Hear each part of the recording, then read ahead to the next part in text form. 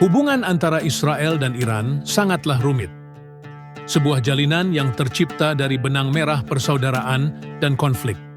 Kedua bangsa ini memiliki akar sejarah yang sama. Kisah mereka terjalin erat sepanjang sejarah. Ikatan ini tak terbantahkan, bergema selama ribuan tahun. Dari tempat lahir peradaban di Mesopotamia hingga halaman-halaman kitab suci, takdir Israel dan Iran telah lama terjalin.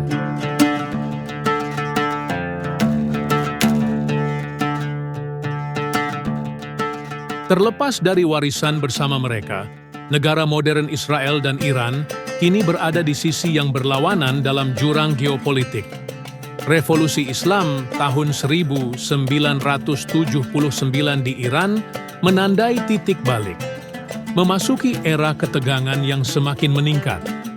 Permusuhan pemerintah Iran terhadap Israel, ditambah dengan ambisi nuklirnya, telah menimbulkan kekhawatiran di Yerusalem dan sekitarnya.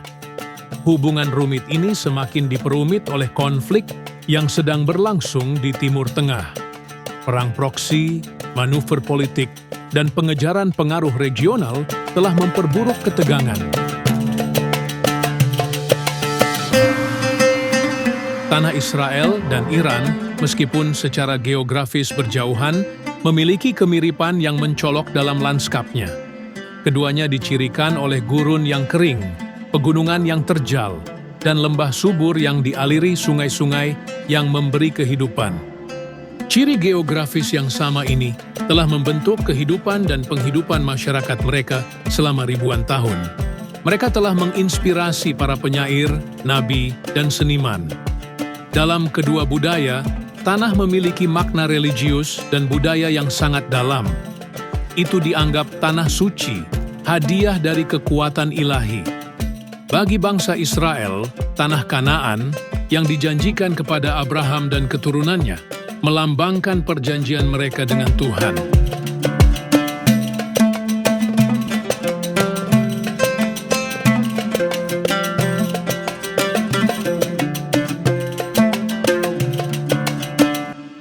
Di balik lanskap yang sama, keindahan sejati Israel dan Iran terletak pada kekayaan dan keragaman budaya mereka.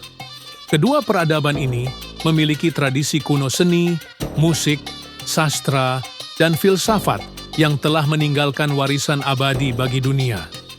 Dari mosaik rumit sinagoga kuno di Israel hingga ubin masjid Persia yang menakjubkan, ekspresi artistik selalu menjadi pusat dari kedua budaya. Musik juga memainkan peran penting dalam jalinan budaya kedua bangsa. Melodi menghantui musik tradisional Persia dengan penggunaan instrumen seperti tar dan setar, membangkitkan rasa keindahan abadi dan emosi yang dalam. Sejarah bersama Israel dan Iran terukir di batu secara harfiah dalam keajaiban arsitektur yang menghiasi lanskap mereka. Dari reruntuhan kuno Persepolis, ibu kota seremonial Kekaisaran Persia, hingga tembok barat di Yerusalem, sisa-sisa kuil kedua, struktur ini berdiri sebagai saksi bisu kemegahan era lampau. Persepolis, dengan gerbang besarnya yang dijaga oleh banteng bersayap kolosal, tangga besarnya yang dihiasi relief rumit yang menggambarkan pemandangan upeti dan prosesi, berbicara banyak tentang kekuatan dan jangkauan Kekaisaran Persia. Reruntuhannya, meskipun terfragmentasi, masih membangkitkan rasa kagum dan takjub, membawa pengunjung kembali ke masa ketika raja-raja memerintah dari istana yang mewah. Tembok Barat, sebaliknya, adalah situs yang memiliki makna religius yang sangat besar bagi orang Yahudi di seluruh dunia. Itu adalah tembok terakhir yang tersisa dari kuil kedua yang dihancurkan oleh bangsa Romawi pada tahun 70 Masehi. Selama berabad-abad, orang Yahudi telah berkumpul di situs ini untuk berdoa, meratapi kehancuran bait suci, dan memasukkan doa tertulis ke dalam celah-celah di antara batu-batu itu. Perjalanan kita menelusuri sejarah Israel dan Iran yang saling terkait dimulai wilayah yang diberkati oleh sungai Tigris dan Efrat. Tanah ini yang dikenal sebagai Mesopotamia, tepat disebut tempat lahir peradaban. Disinilah umat manusia mengambil langkah pertamanya menuju masyarakat yang terorganisir. Teknik pertanian yang inovatif memungkinkan permukiman berkembang pesat. Permukiman ini, pada gilirannya, berkembang menjadi negara kota yang kuat, selamanya mengubah jalannya sejarah manusia. Bagi bangsa Israel kuno dan Persia, Mesopotamia memiliki makna khusus. Itu adalah tanah nenek moyang mereka bersama, tempat di mana takdir mereka pertama kali terjalin. Bangsa Israel kuno menelusuri garis keturunan mereka kembali ke Abraham, berasal dari kota Ur di Mesopotamia.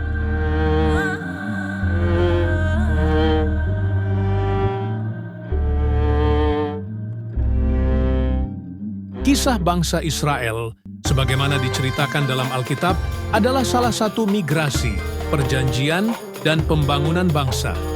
Setelah mereka keluar dari Ur, mereka melakukan perjalanan ke Kanaan, tanah yang sudah dihuni oleh berbagai suku. Di Kanaanlah takdir mereka terungkap, ditandai dengan perjanjian unik dengan Tuhan. Perjanjian yang menjanjikan mereka tanah itu sebagai imbalan atas ketaatan mereka pada hukum-hukumnya. Perjalanan bangsa Israel bukannya tanpa tantangan. Mereka menghadapi kelaparan, perselisihan internal, dan konflik dengan suku-suku tetangga. Namun, melalui semua itu, iman mereka kepada Tuhan menopang mereka dan membimbing mereka menuju penggenapan perjanjian. Di bawah kepemimpinan Musa, mereka menerima 10 perintah, kode moral dan etika yang akan menjadi landasan masyarakat mereka.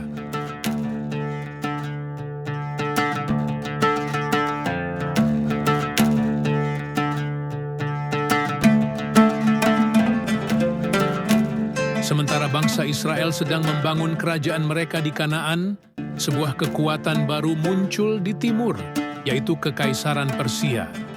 Dari pusat mereka di Persis, sebuah wilayah di barat daya Iran, bangsa Persia memulai serangkaian penaklukan yang akan berujung pada kerajaan terbesar yang pernah dilihat dunia. Dipimpin oleh suksesi penguasa yang ambisius dan cakap, mereka memasukkan wilayah yang luas ke dalam kerajaan mereka, membentang dari Laut Egea di barat hingga Sungai Indus di timur. Bangsa Persia dikenal karena kehebatan militer mereka, administrasi mereka yang efisien, dan kebijakan mereka yang relatif toleran terhadap beragam orang yang mereka taklukkan. Tidak seperti kerajaan sebelumnya yang sering memaksakan adat istiadat dan agama mereka pada rakyatnya, bangsa Persia mengizinkan tingkat kebebasan beragama dan budaya. Kebijakan toleransi ini memainkan peran penting dalam menjaga stabilitas kerajaan mereka yang luas. Koresh atau Sirus Agung, Raja Persia dari dinasti Achaemenid, sangat terkenal karena toleransinya dan rasa hormatnya terhadap adat istiadat masyarakat yang ditaklukkan.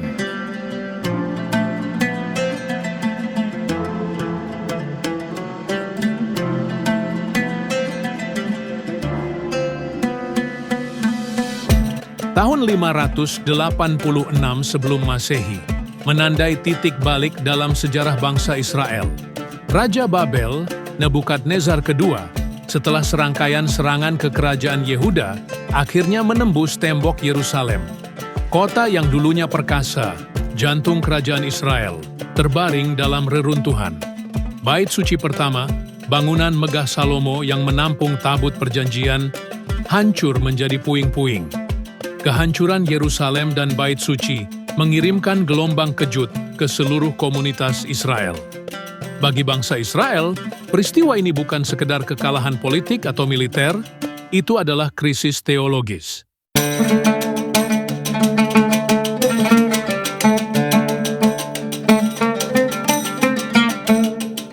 Pengasingan Babel menyaksikan munculnya para nabi dan visioner yang memainkan peran penting dalam membentuk identitas spiritual dan budaya bangsa Israel selama periode yang penuh gejolak ini.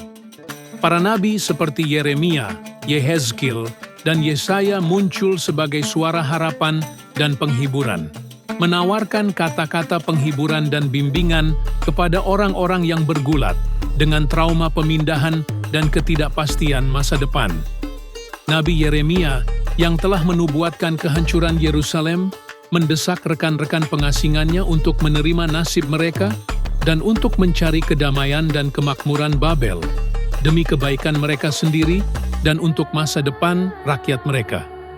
Dia meyakinkan mereka bahwa pengasingan mereka bukanlah hukuman, tetapi ujian iman, waktu untuk introspeksi dan pembaruan spiritual.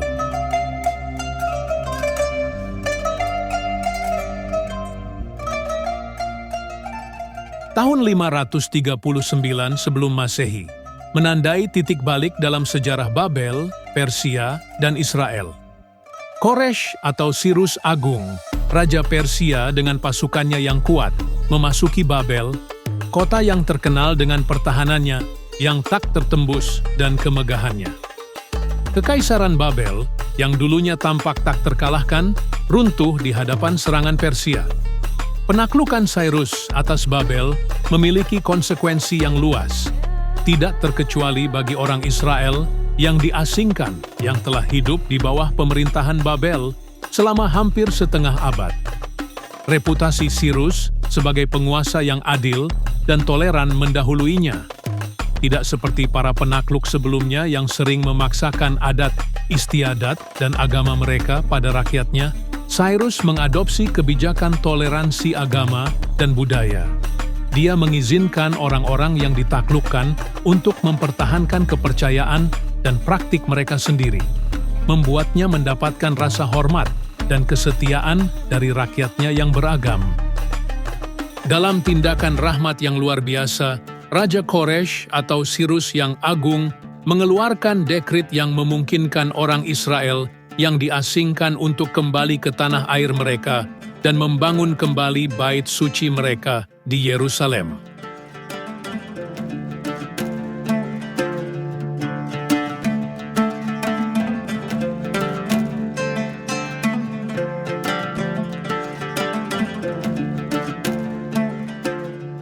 Dekrit Sirus Agung yang mengizinkan orang Yahudi untuk kembali ke Yerusalem mengirimkan riak keheranan ke seluruh dunia kuno. Tindakan rahmatnya yang tak terduga, yang tidak pernah terdengar dalam sejarah penaklukan, mengangkatnya ke status yang mulia di antara bangsa Israel. Inilah seorang raja asing, namun dia menunjukkan tingkat kasih sayang dan pengertian yang bahkan melampaui para penguasa mereka di masa lalu.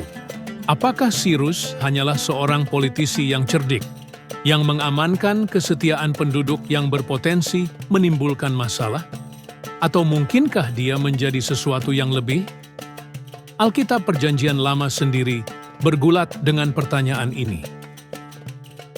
Nabi Yesaya yang menulis beberapa dekade sebelum Raja Koresh atau Sirus Agung naik ke tampuk kekuasaan, secara luar biasa menubuatkan kedatangannya. Tertulis begini di Alkitab di Kitab Yesaya 45 ayat 1. Beginilah firman Tuhan, inilah firmanku kepada orang yang kuurapi, kepada Koresh yang tangan kanannya kupegang, supaya aku menundukkan bangsa-bangsa di depannya dan melucuti raja-raja, supaya aku membuka pintu-pintu di depannya, dan supaya pintu-pintu gerbang tidak tinggal tertutup.